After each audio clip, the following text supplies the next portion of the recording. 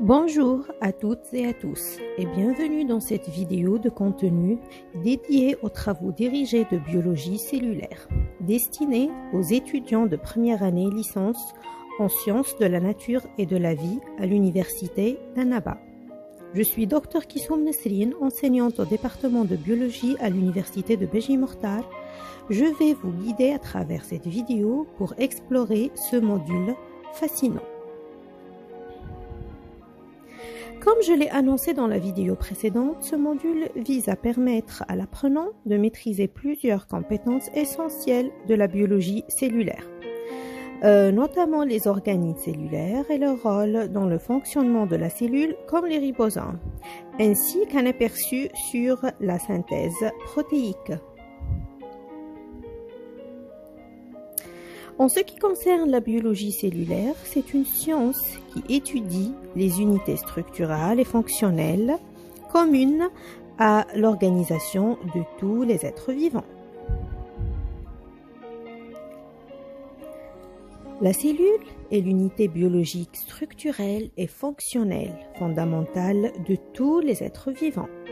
C'est la plus petite unité vivante capable de se reproduire de façon autonome, tout en restant coordonnée avec les autres.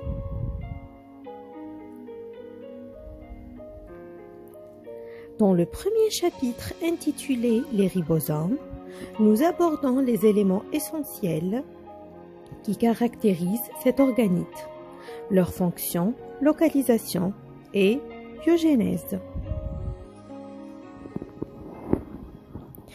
En ce qui concerne la définition du ribosome, le ribosome est un complexe composé d'ARN et de protéines ribosomiques associées à une membrane au niveau du réticulum endoplasmique granuleux, REG, ou libre dans le cytoplasme, commun à toutes les cellules, que ce soit prokaryotes ou bien eucaryotes. Concernant leur structure, ils sont composés de deux sous-unités, une grande, L pour large, et une petite sous-unité, S pour small. Les ribosomes sont des particules globulaires de 150 à 200 angstroms de diamètre. On les trouve soit libres, baignant dans le cytosol, soit attachés du côté cytosolique aux membranes du réticulum endoplasmique granuleux, regroupés sous forme de chapelets de 5 à 20 ribosomes, qu'on appelle polysomes ou polyribosomes. On les trouve aussi attachés à un ARN messager. Passons maintenant aux différents types de ribosomes. En général, il existe deux types de ribosomes. Les ribosomes prokaryotes se trouvent dans les cellules prokaryotes, les mitochondries et les chloroplastes. Les ribosomes prokaryotes sont plus petits et moins complexes et sont appelés ribosomes 70S. Les ribosomes eucaryotes se trouvent dans le cytoplasme des cellules eucaryotes. Concernant la biogénèse des ribosomes ou bien leur fabrication, chez les eucaryotes, les ribosomes sont assemblés à l'intérieur du nucléole. Les ARN 18, 5,8, 28S sont synthétisés dans le nucléole sous la forme d'un précurseur moléculaire de dimension bien supérieure. L'ARN 5S est synthétisé en dehors du nucléole dans le nucléoplasme et les protéines ribosomales sont renvoyées alors par le cytoplasme vers le noyau. Une fois prêts, tous les composants migrent dans le nucléole où ils sont associés pour former les sous-unités du ribosome. La durée de ce TD sera une séance et le contrôle continu se fera individuellement. Passons maintenant au deuxième chapitre qui est la synthèse protéique. La synthèse des protéines se déroule dans le cytoplasme, au niveau des ribosomes, à partir de l'information génétique portée par l'ADN contenu dans le noyau.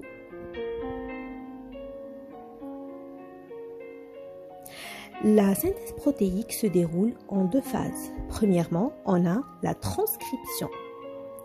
La transcription se déroule dans le noyau cellulaire. C'est un processus biologique utilitaire. La molécule d'ADN va servir de modèle. Elle consiste en la copie des régions dites codantes de l'ADN en molécules d'ARN. L'enzyme qui catalyse cette réaction de transcription est appelée ARN polymérase. Les deux brins de la double hélice s'ouvrent sur une certaine portion, entre un codon promoteur et un codon stop. Des nucléotides libres dans le noyau se fixent par complémentarité. Le noyau brun formé se détache. Les deux brins se réassemblent et l'ADN se réenroule. L'information contenue dans le gène donné a été transcrite en ARN. C'est l'ARN qui porte maintenant l'information génétique, ARN messager. La deuxième étape est appelée la traduction. L'ARN messager atteint le cytoplasme où a lieu la traduction. Il se fixe à un ribosome composé d'une petite sous-unité 40S et d'une grande sous-unité 60S. Le ribosome va parcourir le brin d'ARN codon par codon.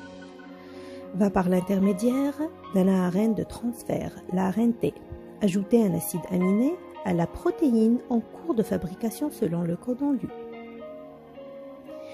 Une fois le codon stop atteint la protéine, elle est donc complète.